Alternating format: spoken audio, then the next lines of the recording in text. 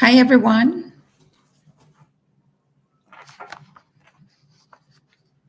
All right. Today's focus is on taming the anxiety that shows up.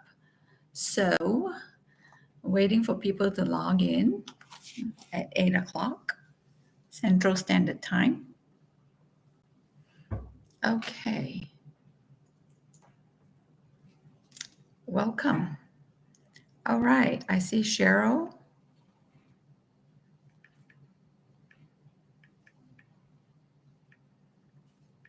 All right. I see Cheryl. Welcome. So, we will get started and be sure to post your questions in the chat area. So, again, this program is sponsored by Laurel Ridge, and I am going to share with you the sponsorship video.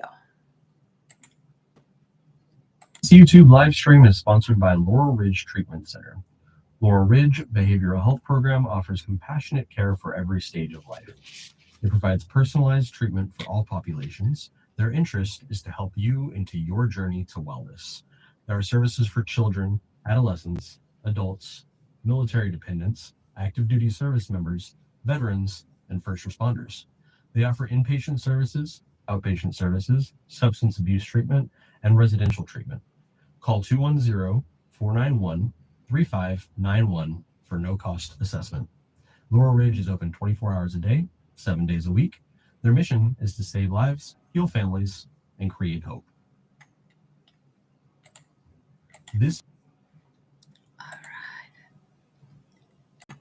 All right, welcome. So I'm glad Dora has logged in. So today's focus is on taming the anxiety that shows up. Taming the anxiety that shows up. So feel free to log in and post your questions. I would love to see what questions you have, and we can, move on with some of your questions. So, what questions do you have related to how to tame the anxiety? What is the noisy chatter that keeps showing up in your headspace? So, what questions might you have? Okay. Let's see. All right. Any questions, Dora and Cheryl? While we wait. Okay. Cheryl asks, how do you deal with anxiety when falling asleep? All right. That's a good question. Very good question. So, let's say you take sleep out of the equation. What is constantly burping in your headspace? What is constantly preoccupying your headspace? So, I would love to hear what are some things that you are concerned about that has taken up your energy, your time, and your emotions. So many times when a problem shows up in anxiety, there are lots of things related to it. So what are some of the things that I would always look at is the self-talk. The self-talk you struggle with, what are they? So, if you can identify some of your self-talk, some of your expectations, some of your complaints about yourself, that may help me understand, what is taking up headspace. So many times we put and impose lots of expectations on ourselves, and these rob us of having peace of mind. These rob us of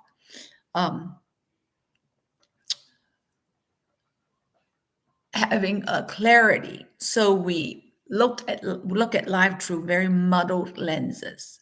So I would encourage you, Cheryl, to think about what is preoccupying your headspace, what expectations, and how have you put high or harsh expectations on yourself that is, robbing you of having clarity and having peace of mind.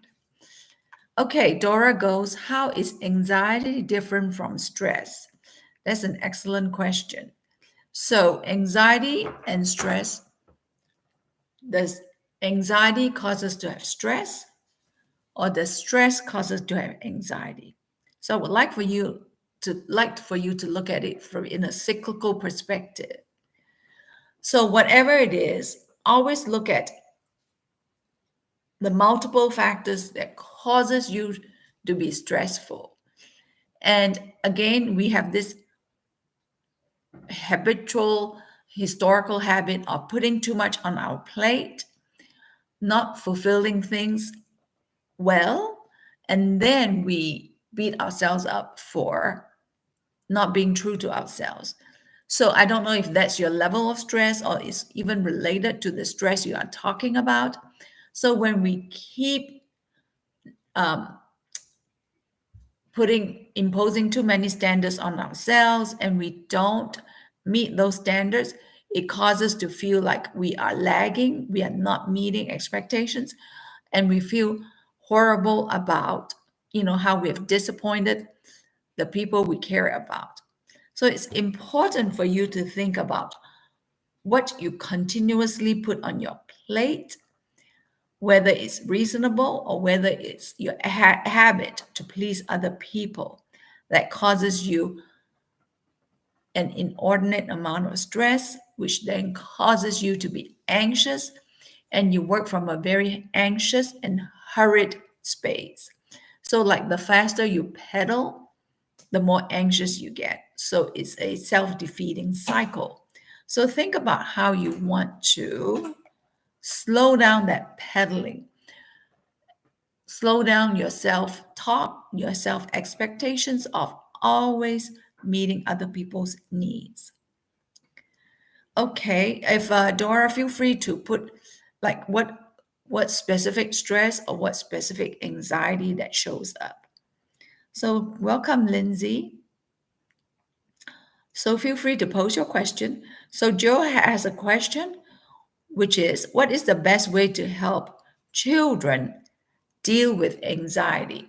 So what specific anxiety do they have? Is it related to school, grades? Is it related to friends, meeting friends' need? Is it related to parental expectations? So if you can post some of their anxiety and when it shows up, that would help me respond more specifically to your question. So in their anxiety, what is commonly displayed? So if you will share those, then I can address it specific to the children's needs. Because children often emulate the behavior of their parents. They see they have this desire, deep desire to please their parents. They also have this deep desire to please their teachers, their friends, and they don't want to be ostracized. They don't want to be left out. So they keep doing things that is more about seeking approval and that may cause them to have great anxiety. So if you can identify what anxiety it's showing up. Okay. So Claudia, I'm glad you got in. All right. Feel free to pose your question, Claudia. So for those, Dora, Claudia, feel free, not Claudia, Joe, feel free to post your specific questions, then I can answer it better. Okay, Lindsay asks, what techniques would you in practicing, suggest to practice to lower anxiety? Great question. So again, take out the word anxiety. So if you lower expectations, how might that help you? So anxiety is more symptomatic. So if you lower your expectations or if you have realistic expectations, how might that impact the way you function? So it's important to look at what you put on your plate, what you put on yourself. Are your expectations are your expectations about being human? So when you try to be perfect and when things steer towards a certain direction, then you freak out and then you put unnecessary stress on yourself. So it's not so much anxiety as it is about your expectations and what you demand from yourself. Many times we are harsh on ourselves, but we are kind to others. So I would like for you to think about how you can use the same level of kindness to yourself, the same level of compassion to yourself, rather than being harsh and make demanding expectations of yourself. So Claudia asks, what daily practices do you recommend to train your mind to respond more calmly? Great question. So you want to respond calmly, you want to respond with clarity, you want to respond with what else? You want to respond with intentionality. So, where did you learn to respond erratically or hurriedly? So, what drives the need to respond quickly?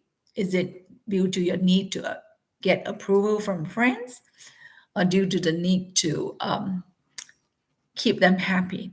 So, when you look at the situation clearly, so think about what drives it. So, try to include other words like, I want to respond with intentionality, I want to respond thoughtfully. I want to respond clearly.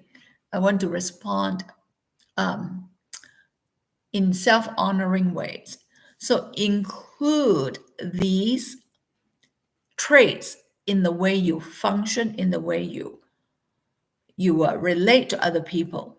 And then that may steer you to respond appropriately. Because in your hurriedness, did you also see your parents do that? That they, in their efforts to please people, they were very hurried. They were very rushed. So think about how you want to show up for yourself. Don't always think about other people. So think about how you want to show up for you, how you want to take care of you, how you want to honor your intentions, how you want to be kind to you and nurture your own expectations. So, in your equation in life, don't always put other people in your equation. Think about you and your priorities and honoring them rather than demoting them. Okay, yes, it seems like stress causes anxiety. Yes. So it's not anxiety showing up, it's your level of stress and what you keep piling on. So, in reducing anxiety, think about what you want to take away, like a mathematical formula, what you want to eliminate, what you want to slow down, and what you want to discard. So, if you have too many expectations and you're constantly putting other people in your sphere, in your circle, and you're putting yourself out, that is very unhealthy. So, think about what you want to take out. Don't just keep adding stuff. So, in eliminating expectations, not just tasks, in eliminating expectations, how will it change the way you function? So, ponder on all those. Okay, great. EK, welcome. What are some natural ways to deal with anxiety besides medication? Great question. So, anxiety is related to a lot of internal self talk and internal expectations. So I'm going to read to you some of these expectations we dump on ourselves. And so then it creates a small world and it creates a tight space for us to perform. So that is very oppressing. So some of the things to let go of that will reduce anxiety is let go of holding yourself responsible for making other people happy. Let go of suppressing your thoughts and feelings. Now, it doesn't mean that you express them openly at all times. So you want to be selective to express your thoughts to people who care about you. Let go of inflicting self judgment, self criticism, self condemnation in your daily functioning. So these are the things that we want to explore and clean up in our headspace. So again, like I said earlier, anxiety is very symptomatic. So the one of the things that's more important is what you feed your brain. So let go of, again, I'm going to say this, inflicting self-judgment, self-criticism, self-assault, self-condemnation daily. Because, if you think about it, you complain about yourself a lot. We all do. So how do we slow down those complaints? Because when we slow down those complaints, how will it change our energy towards ourselves? And another one is let go of saying yes to others without thinking about it. Are you too ready to say yes? Let go of the need to seek acceptance from others. Let go of the need to get approval from others who do not have your best interest at heart. So let go of people who use you as stepping stones to meet their personal needs. And we all have some of those friends, family members, who use us as stepping stones to get to their needs. So if it bothers you, do something. Don't just let people invade your space, your privacy, um, your financial resources. So think of different ways to let go. Let go of the tendency to put your needs on hold to serve the interests of others. So if you let go of one or two of these, how might it shift your headspace? Okay, I'm going to respond to questions and then I will read the others. So, okay, EK, I hope that it helps you to think about what you want to let go of. So it's more than just meditation. It has to be what you want to scrub away, what you want to eliminate, what you want to take out from your headspace, and then what do you want to feed your headspace. So in feeding yourself with different thoughts, clearer expectations, how might anxiety shrink? Okay, Brittany has a question. What environmental factors can someone change surrounding their anxiety? Good. Very good question. So again, we need to change our playground and our playmates. That's what is very common in AA. If you don't want to hang out with people if you want to stop drinking, you have to stop hanging out with people who are drinkers. Same thing with drugging. So environmental factors could be changing your playground, your playmates, being able to give yourself permission for people um, to put their expectations on themselves and not on you. Because one of the factors is maybe you are em- embracing everybody's expectations at your own expense. And when you keep embracing other people's expectations and they dump on you, you keep taking it, that's when your anxiety ramps up. So look at how you are taking care of yourself and not taking care of yourself. So whatever you do, look at the flip side. You are taking care of other people, but you're not taking care of yourself. You're coping by giving in, or are you coping by protecting you? So if you are more about making other people happy, caving in, giving others what they want, rather than taking care of your expectations, then you will forever be struggling with anxiety because it's like the focus is on complaining about other people rather than taking care of you. So it is important that you look at the picture honestly, remove the fantasy in your life that, if I help these people, they will eventually get it. Your job is to not always help everybody. Your job is to set boundaries and let people mature, take care of themselves. When they're ready, they will embrace change. So it is not about you having some magical power that you can change others. So take out the magical thinking, and then um, things will you can see things clearly. So again, with EK, besides meditation, also when you take out magical thinking, fantasy thinking that if I do all this, people will like me, I will have more friends, I will have less stress. No, the more you pile up, the more stress will increase. All right, Zach has a question. In what ways can someone with high excessive anxiety impact people around them? Yes.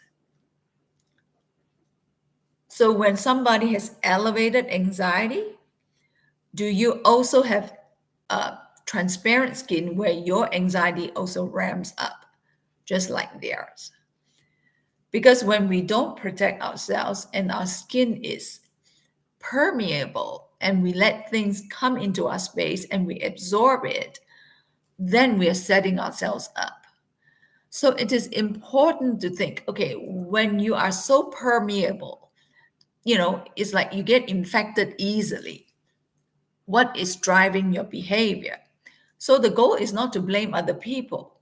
The goal is to look at yourself, hold yourself accountable, and see what role you're playing, to absorb the energy of those around you.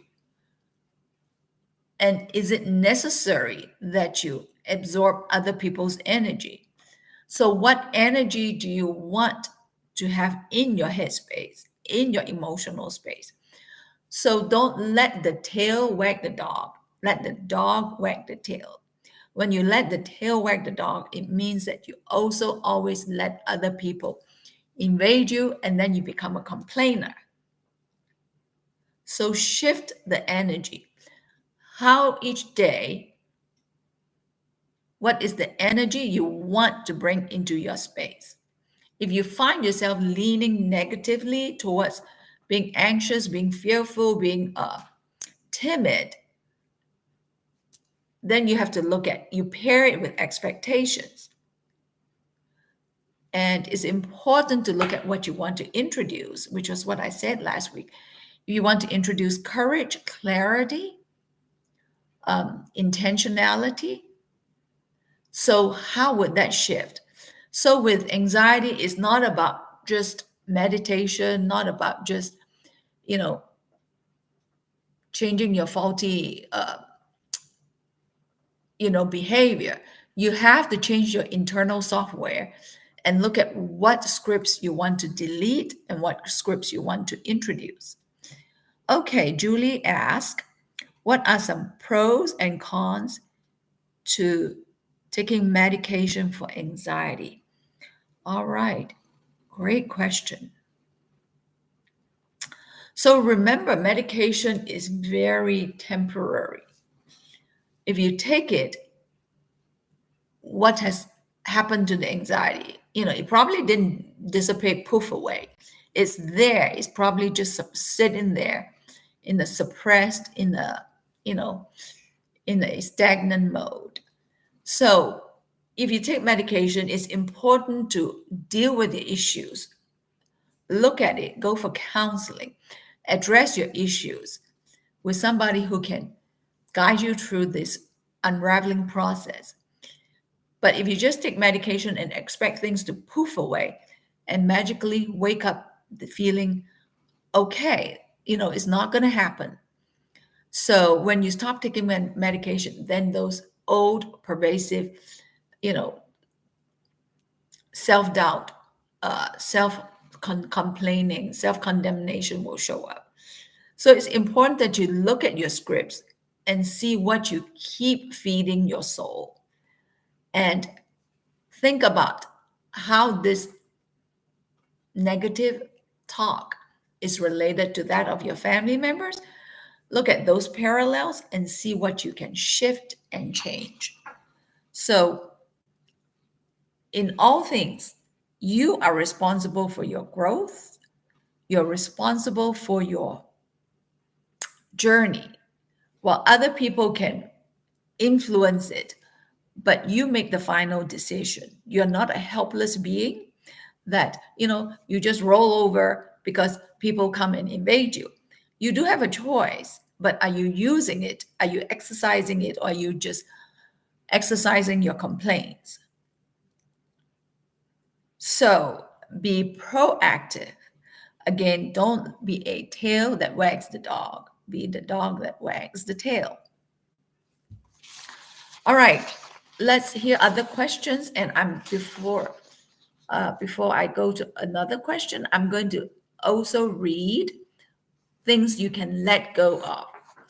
Let go of continually draining you and invading your rights.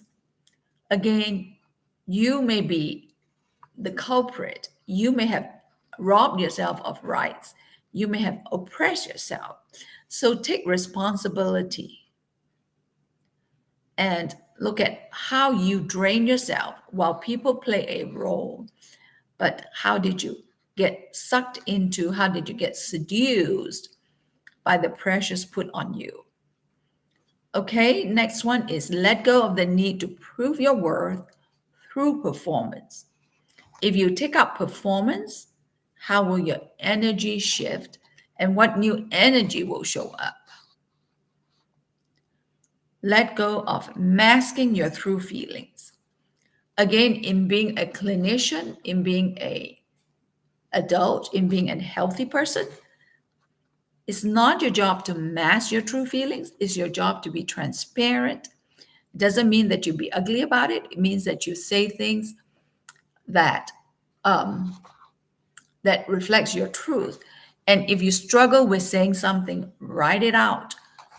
Scribble it, write it until it sounds right. Read it to a friend and have them give you feedback. And that will help you learn to express yourself transparently, congruently. So think your life is about showing up for yourself. And last week I talked about advocating for yourself because it is your job to advocate for you. Don't hold other people responsible to advocate for you. Train your children to advocate for themselves, to speak up for themselves. When they face challenges, encourage them to speak up. How would you like to deal with it? What would you like to say to your friend? What do you want your friend to understand? So teach them to speak up, rehearse it, practice it so that they can say it. Teach them to say it clearly, teach them to say it softly, because not all things that are expressed has to be loud and noisy. It can be said with a soft tone, and when you speak in a soft tone, people hear better. And so when you show up for yourself, show up with transparency. Okay, let go of holding the image of being a perfect son, daughter, wife, employee, spouse, whatever. There's no perfectionism, so learn to let go of these. Let go of dancing around the feelings of other people, their rage, their overpowering intimidation. Let go of mediating tension between family members or friends. Let go of unhealthy, fractured relationships that keep you feeling hurt. So, many times we have difficulty letting go of fractured relationships. We hang on and hang on and hang on in hopes that things will turn around next month, next year. 10 years later, you're still hanging on. So, if you're unhappy, make it your responsibility to address the issues that you struggle with. Don't be a passive participant in life. Be an active participant to enjoy your journey. Okay, our time is up, and I have other things about letting go, but I will read it next week. So, next week, the focus is on how to be kind to yourself when you mess up. So, it's somewhat related to anxiety, but think about how you can be kind because that word is underused, kind. We're kind to other people, but being kind to ourselves is a new concept. So, bring your friend, family members next week. So before I end, I'm going to share with you this sponsorship video from Laurel Ridge.